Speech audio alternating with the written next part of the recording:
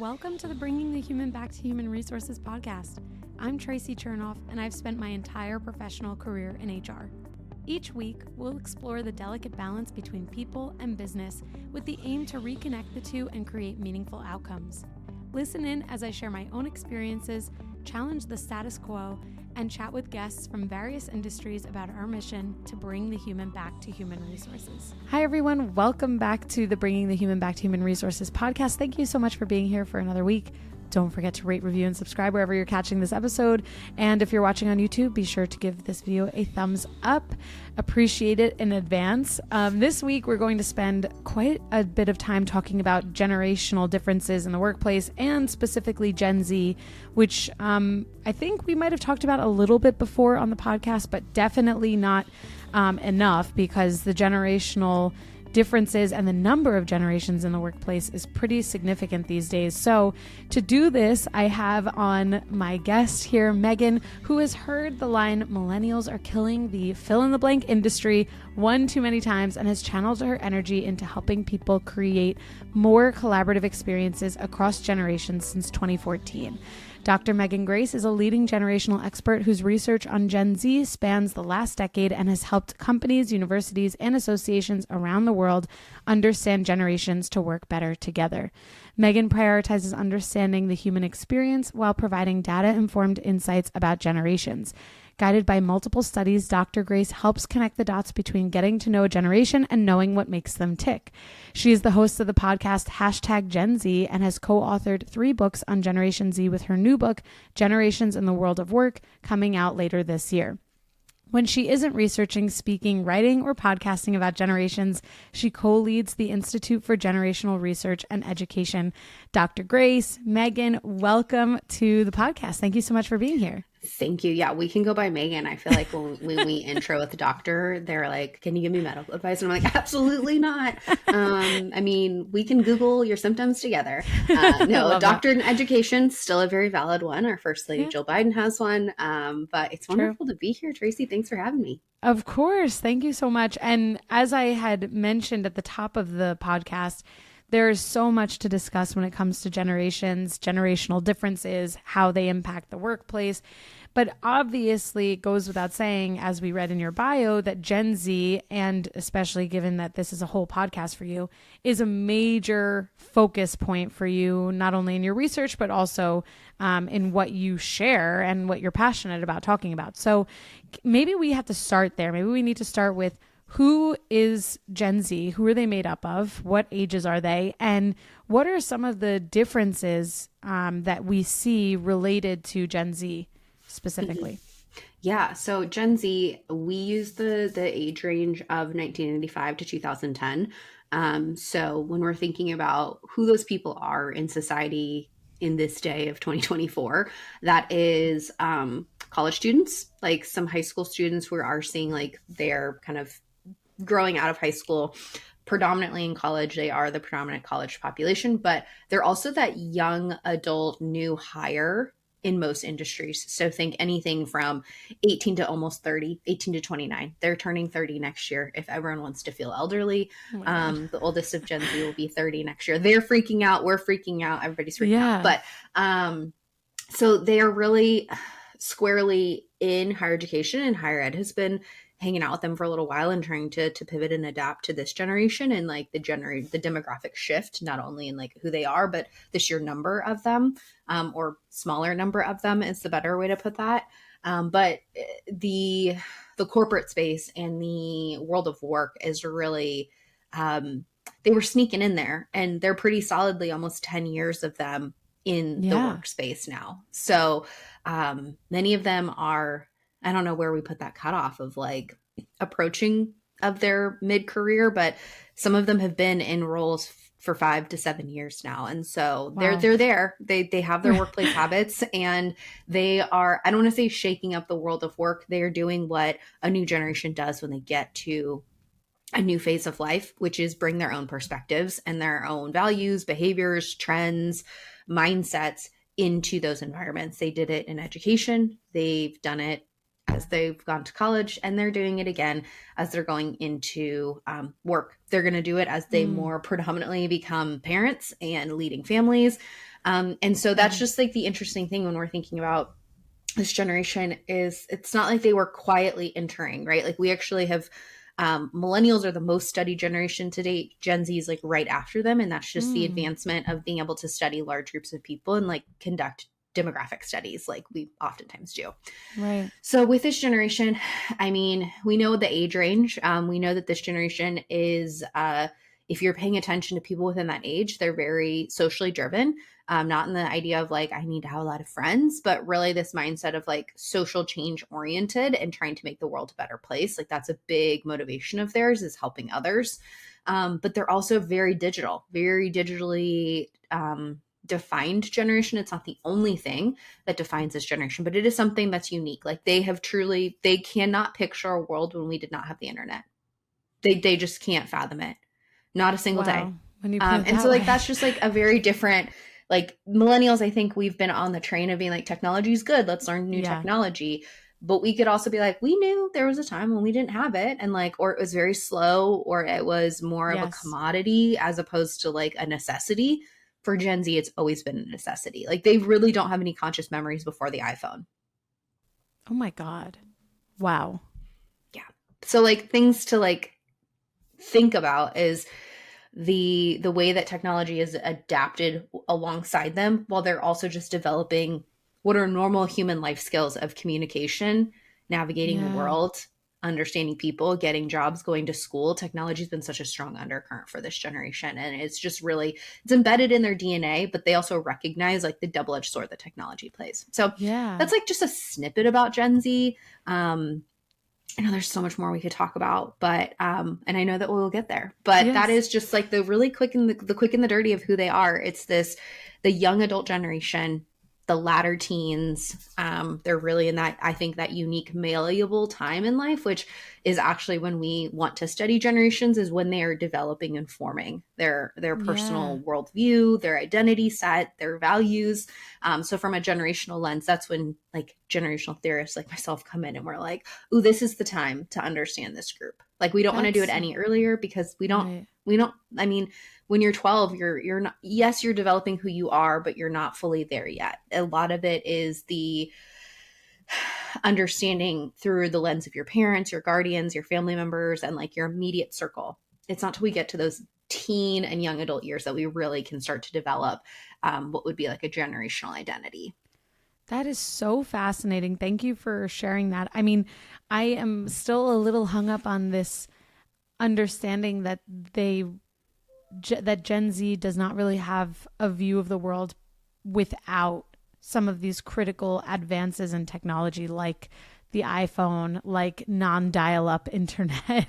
Because I think about dial-up, I can hear the sound. I distinctly remember what life was like before having a computer and after having a computer, which certainly was a commodity, I would say. It's just so interesting because I feel like I might sound like the boomer that said millennials are this, millennials are that, when I'm like, oh, Gen Z is like this and Gen Z is like that. But actually, that is kind of the beauty of having generational differences, is that we have our own generational identity, to your point, and we compare ourselves to other generations. Just like as a millennial, I can compare myself to Gen X or the boomers, who my parents are. And so it's just like really interesting to me. And given all the research that you've done, I'm curious, especially from a theoretical standpoint, are there predictions on what Gen Z will be like when they are even they probably are already decision makers in business, but I guess maybe more broadly, regardless of whether they're decision makers or not, what Gen Z will be like in the workforce as time continues to pass and as other generations then are added to the workforce?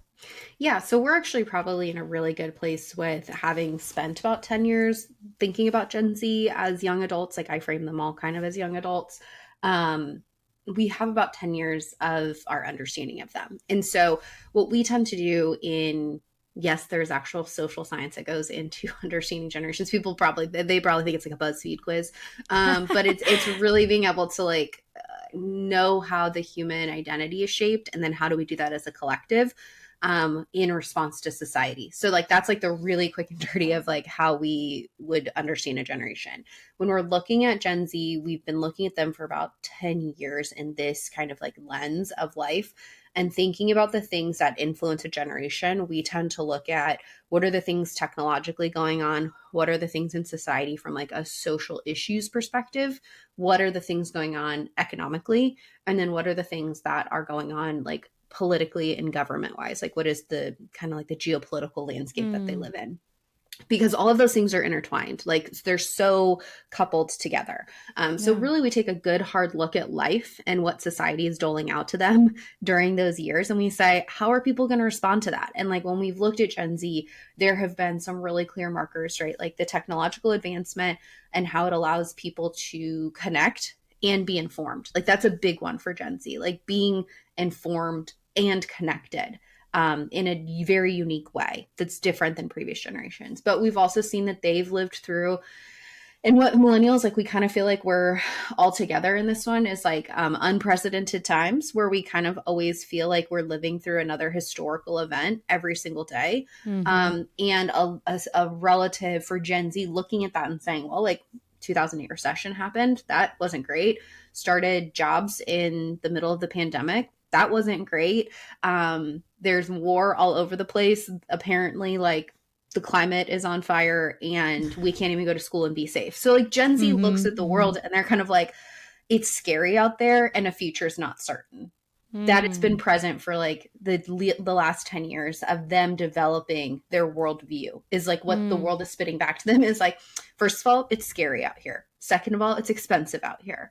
And so they're very like, it's this interesting balance that they bring to it of like being very cognizant of the fact that there's problems in the world and that they have to take care of themselves to even be able to navigate those problems. The other piece of it is they're like, I don't want to say they're doomsday preppers, but they are always kind of prepared for the next rainy day, whether that's financially or trying to think about some level of uncertainty. And when we think about like the major issues that they tend to tell us that they care about in all of our studies, it is there's this undercurrent of wanting stability in their own personal lives, stable housing, access to healthcare, stable jobs. Like they're not asking for like everyone to have a starting salary of 6 figures. They're like, I want to pay my bills and be able to support my family.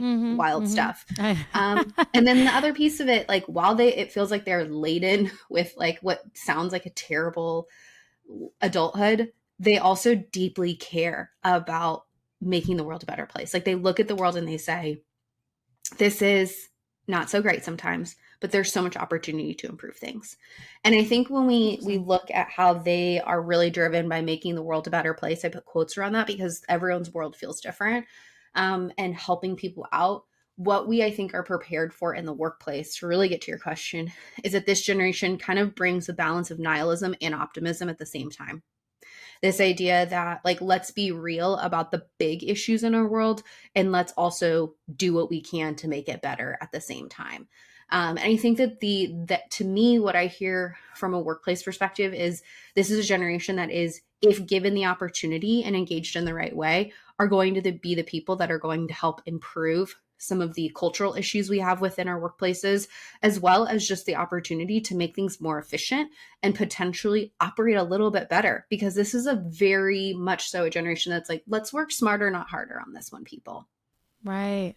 And I love that. And not to cut you off, I'm sure you have more to add to that. But when I think about that, especially, I do think about something that you said a little bit earlier, which was around this, kind of being the catalyst for a lot of change. I don't think I'm quoting you verbatim there, but I did an episode maybe sometime last year, around how Gen Z is really quite admirable for their approach to workplace challenges, in my opinion, because I think it was at that time that I was seeing a lot of these trends where people, especially those in Gen Z, were challenging the status quo, and they were saying, hey, if you're not going to change the way that you interact with me and the people that I work with, meaning businesses, leaders, etc., and you're not going to make this a better place to work, I'm going to go.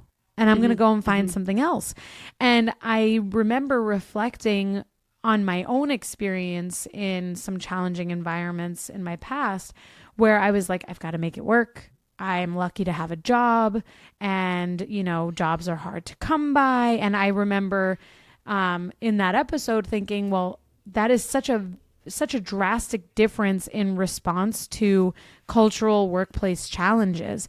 And as a millennial, like, I can honestly reflect on being told that, you know, you have to respect authority, and no matter what someone says, like, if they are higher ranking, like, you're going to have to follow direction, and challenging the status quo could mean that you're making waves in your job or in your experience. It could mean that you get fired. And if you get fired, then what are you going to do?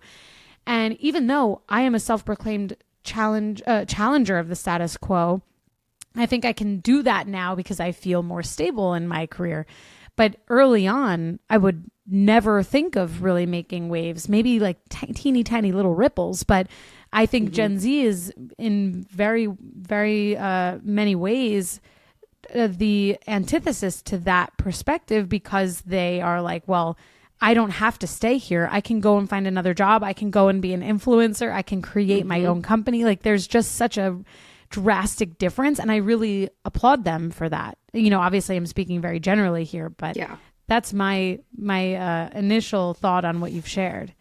Well, and I think that Gen Z kind of has this mindset of like, you don't need me, like, or I don't need you as much as you need me. Right. And like, they do have more opportunity, and it kind of just feels like they have this like absolute unwavering spirit of entrepreneurship, even when they're working within a company and they didn't start it and they don't own it. Like, this idea of improvement and solving a problem, like, that's what an entrepreneurial mindset actually is doing business to solve a problem. Right. And I think for them, they are drawn to entrepreneurship for the flexibility, for the freedom, right? Everybody wants that. Anyone that's like, oh, they don't want to work, I'm like, you have been lied to. I think that for Gen Z, they look at it, and I don't even know if it's like challenging the status quo or being disrespectful. It's questioning because they don't know what they don't know. And so they might ask a question about a policy, and it'll come across as like, well, maybe they were being disrespectful because they don't want to follow the policy. But in reality, they're like, hey, I'm new here. I don't know why this policy exists. Can you please give me some background on this? And people kind of take that personally for whatever reason. And I'm like, don't take it personally. They don't know what they don't know. They're new here. You at one point didn't know that either. And I think for millennials, we were very much so told, like, show up, do your job, listen to the boss, follow the rules, and you'll be rewarded. Once again, we fell for the scam. And that's not always the case. Like, it is not always the case. And Gen Z's like, I'm not going to be scammed by this. I want you to be honest with me, and I want you to be true with me. And millennials, we really did. And it comes from, because that model worked for our baby boomer parents. The economy changed so drastically, and the workforce changed so drastically right around the 2000s and the dot-com era, when technology really did shake up a lot in the way that we thought about work. And it impacted millennials, and the economy shifted in this mindset. But we were playing by rules. Millennials were playing by rules that were designed for and by baby boomers. The Gen Xers, it wasn't disadvantaging them. And so, like, we look at it and we're like, how bold of these Gen Zers to come in and ask these questions. I would have never done that. But that's also, we're just given a set of rules that really I don't think was designed for millennials to succeed. And I love the tenacity of Gen Z, because again, I've had to do a lot of self-coaching, like when students or interns or newer hires ask questions, like, why is it like this? And I don't take it as like, why are you like that, Megan? It's more like, can you explain to me the historical context of why things are the way that they are? And then they might say, but what if we did X, Y, and Z, and it saved us 5 hours a week? And you're like, you're a genius, right? It's this mindset of, don't get mad about it. Just answer the question and see where that conversation takes you. But it's just, I could go on and on about like this misconception around Gen Z of being like, they want to shake up the challenge, like status quo, and they want to break everything. I'm like, no, Jen, they're not getting together. I promise you, they're not getting together on the corners of the internet to say, let's go make all our bosses mad. Right. No, they just are asking questions that we might not have asked before or answered before. Fresh set of eyes. We hire consultants for that. Yeah, it's really true. We do. Yeah. Every company pretty much does. So now that we know much more clearly who Gen Z is and what they're like, and more often than not in the workplace, what are some things that could create, let's say, because it doesn't always, but what are some things that could create tension between intergenerational workforces and generational differences in the workforce? Because certainly I'm sure you and I can think of a time where we might have clashed with a different generation because of the way that we work or the way that we think. So what are some of those things that listeners might want to keep an eye out for? Mm-hmm. So I think for Gen Z especially, they are incredibly protective of their self-worth and their self-care. And I don't think there's been the other generations who have gone in and been like, I'm going to sacrifice my life, my happiness, and potentially my family to have this job. Mm-hmm. Gen Z's like, that's a heap of garbage. We're not doing that. And they're doing it at such a young age. And so again, it comes back to like other generations look at that and they're like, the audacity of the youth to say that this job isn't important. And they're like, no, it's important to me that 8 hours a day that you pay me to be here and to care. My nights, my weekends, not as big of a deal. So I think the workaholic nature of some previous generations, there's going to be this clashing of like, they don't seem as committed. And it's like, they might just be appropriately and at a healthy level committed to their jobs. Because this generation is, I think, much louder about the mindset of like, I'm working to live, not living to work. Mm-hmm. Where previous generations, we've been told you need to live to work, you need to cut your teeth until you're about 45 and you're the senior manager and you can do whatever you want. Yeah, it's true. And Gen Z's like, nope, not doing that. And so this mindset of like, yeah, your Gen Z employees might sign off at 5 and you probably won't hear from them until 9 a.m. the next day, unless they have opted into taking on a flexible work environment where they might not clock in until 10 a.m. They might work until 3, but then they're going to cram out work from 8 to 10 p.m. and they're going to get the same amount of work done. And so this element, I just think that their desire for flexibility, the element of fluidity, and then this preservation of taking care of their human self is going to rub wrong against some older generations who have just been like, that's not how you get ahead in the world. And they're like, I don't care about getting ahead in the world. I just want a job and I just want my paycheck. And that's okay. Yeah, especially thinking about that. If an older generation is managing a member of Gen Z, and even in a flexible work environment, if there's a lack of trust or even from this older generation really not understanding that this is just kind of part and parcel for who Gen Z is and how they prefer to operate, that there's like this enforcement potentially of what quote unquote is the right way to work. And we see this already. It might not even be with Gen Z. It could be with millennials. I'm a millennial who really appreciates flexibility in work.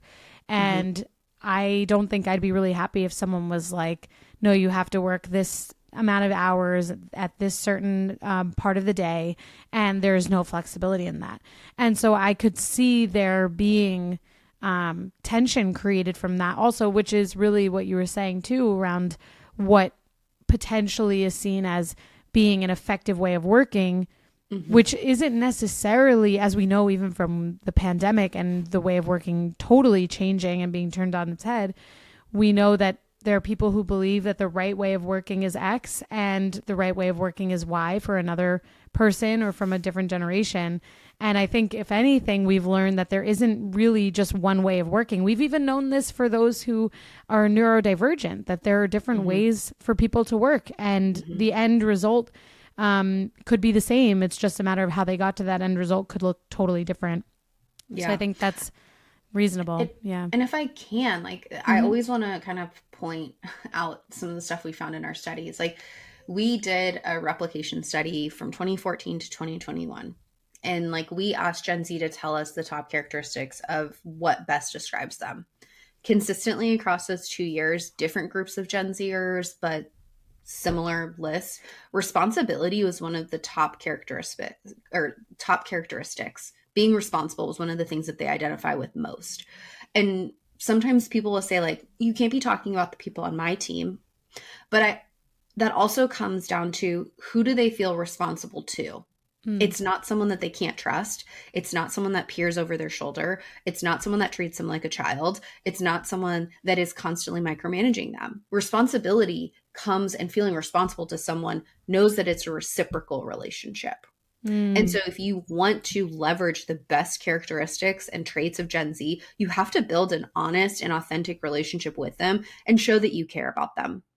That's like with any employee group, but like with this generation, they need to know that that's an honest and authentic relationship, not a surface level transactional relationship. Right, right.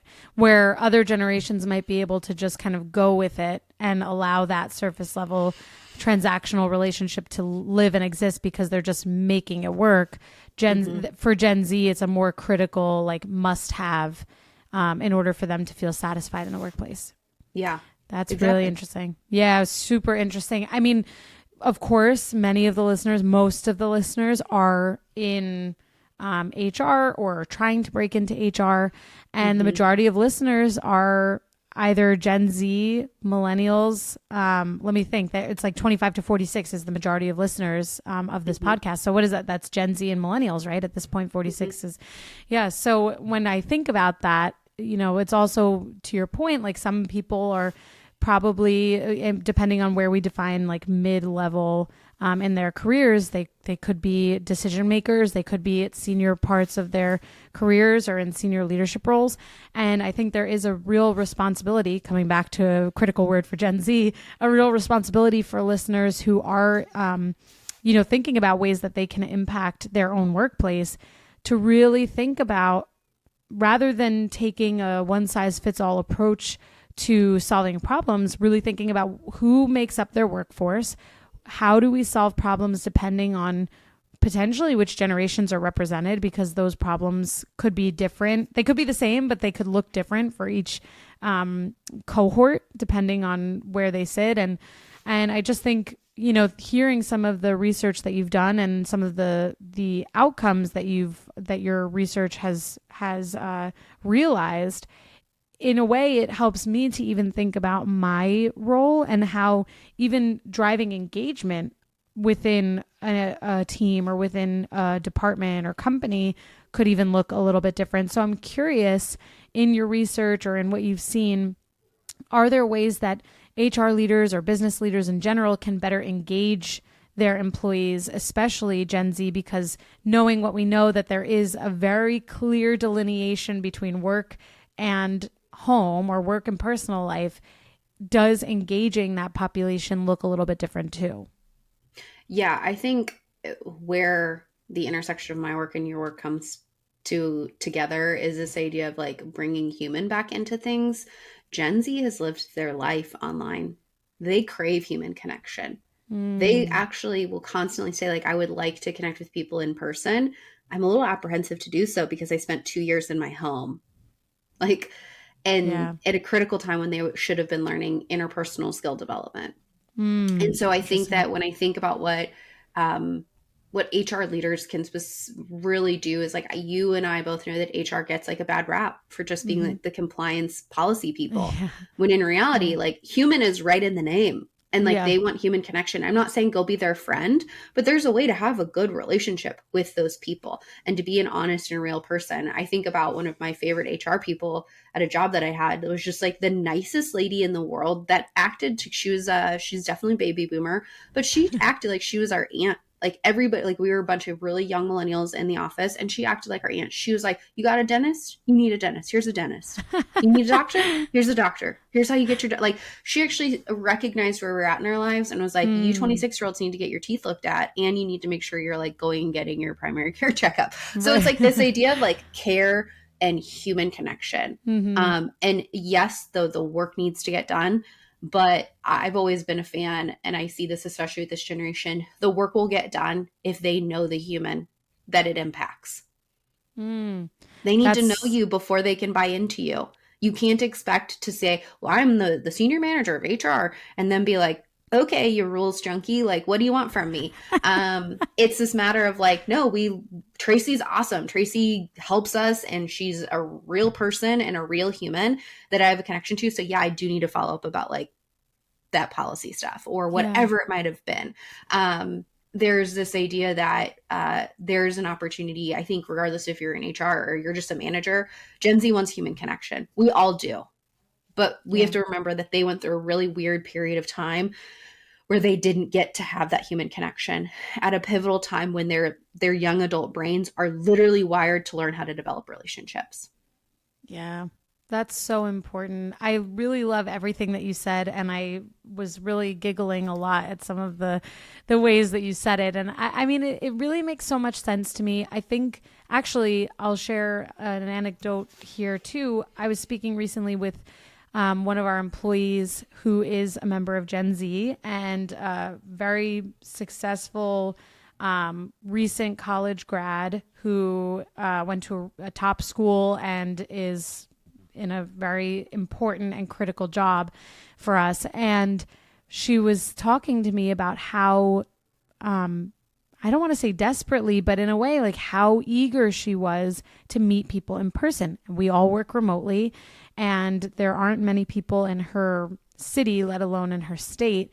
And she was like, I really like, I wish that I had more of that connection. I love what I do. I love the work that I do. I love where I work, but I just, there's something missing for me. Basically, that's the message that at least I received. And without putting words in her mouth, I think there is, and I'm putting her experience with other experiences of Gen Z employees that I've either worked with in the past or have worked with recently, who I've spoken with, who really do emphasize that need for in-person connection. And I remember one of the first times that she and I had connected, she told me that part of her college experience was at home, and she was taking classes online. And I remember, at least, like, just for me, when I got my master's, I was doing it online by choice.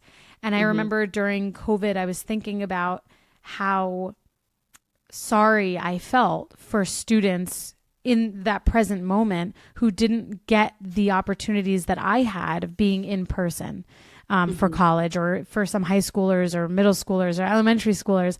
And I remember reflecting on how different I might have turned out if I didn't have some of those critical years of development. And to your point, those moments that were so crucial to our development within interpersonal skills. And, I think, I guess I think as an HR professional that there's always going to be a reason not to meet in person, because it costs X amount, or because it's a lot of work, and it, requires all of these logistics and planning and all of that jazz. But when I think about the ROI and the return on that investment, it's probably so great. Especially when we think about who is going to be in that cohort of people meeting together. So, I mean, it reiterated for me that there is so much that someone who is a member of Gen Z is yearning for, and that personal connection is so, so important. So that is my anecdote there. Yeah, and if I can chime in there for our friends that are working for predominantly remote companies, and it's hard to be like, how do you simulate in person, right? And I've worked for a fully remote company, and I was like, I was in HR, but I was like people culture, right? And something we did was we instituted, like, everybody got X amount of dollars per week to go work at a coffee shop, because it was just like getting out of your home and interacting with humans, like the barista, the other people at the other table, or like to go to a co-working space, something. Like, it was like, I called it like the get out the house money, like get out the house and like go be with the humans. Our actual HR called it, like, I forget, like the coffee stipend, but it was like, I always joked, I'm like, if you didn't use your get out the house money, that's on you. Like, you cannot complain that you I like that one better. But the other piece of it is, managers out there, like, you have so much control to like make this a good experience for people. And every young person, but like Gen Z that I've worked with, say that I have a 30-minute weekly check-in scheduled for them. I schedule it for 45, and I intentionally, for lack of better words, am I allowed to curse on this podcast? Yeah, why not? I call it the shoot the shit 10 minutes. Like, what are we talking about?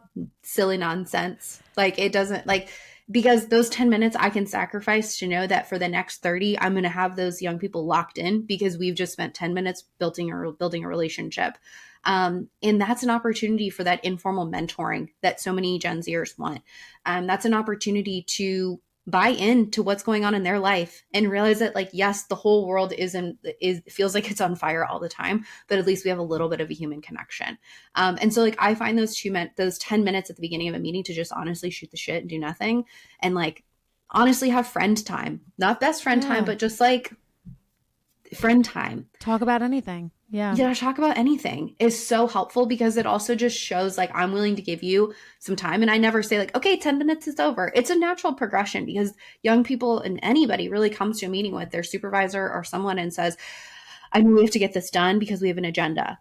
So that naturally does transition at about the 7 to 10 minute mark into like, let's accomplish the things we said we were going to talk about on this call. But you're making memories, you're spending time with people. And I really do think that time is the most valuable asset of any company. And yes, we should be having purposeful meetings, but people that are more connected to their work, this is in like every study ever done by like McKinsey and PwC, people that are more connected to the people they work with are more likely to stay. Mm-hmm. And you don't find connection over spreadsheets. I'm sorry, you just don't. No, you don't. I love that. I think everyone should add shoot the shit time to their one-on-ones, their touch bases. I'm into that. I'm adding that to my repertoire. What are you talking about? Don't know yet, but it's going to be a nice time. Right. That's amazing. Meghan, I can't thank you enough for sharing all of your insights and like the research that you've done, like extensive research that you've done. And I'm super excited to celebrate you when you have your new book come out, and maybe it's out by the time this episode airs, but either way, we'll make sure everyone knows where to connect with you and learn more in the show notes. But I just so appreciate you sharing more. And I guess just so those who want to hear it from you, where can they connect? And of course, the links, as I mentioned, will be in the show notes. Yeah, my website is kind of a good hub, meghanmgrace.com. Meghan is spelled Meghan. I've got that extra H in there because I'm Irish. My parents needed to keep it cultural. But the other places, I'm pretty active on LinkedIn and Instagram and Threads. But I do give you the caveat, if you follow me on Threads, it's mostly just me talking about the TV I'm watching. So if you need to turn your brain off, that's also a good place to hang out. But you can find me on social media at Meghan M. Grace everywhere. And then we do have a website for our Institute for Generational Research and Education. And that is Institute for, like the number 4, gens.com. And then we're also on LinkedIn. So we share kind of across those more formally, some of those things. But I'm pretty easy to find if you know how to spell my name. Love that. We'll definitely make sure it's spelled correctly, both in the episode info and the show notes, of course. But thank you so much. And I'm excited to be on your podcast as well. So for the listeners who want to catch me there and hear more of Meghan's wise words of wisdom and other guests that she's had on, make sure you check out the #GenZ podcast. Meghan, thank you so much. Thanks, Traci. Hey, just before you go, don't forget to subscribe to the show so that you are the first to hear when an episode drops each week. And maybe leave a 5-star review and a comment about how much you loved this episode. Plus, if you have someone in mind who would really enjoy this episode, make sure you share it with them. Thank you so much for tuning in, and I will see you next week.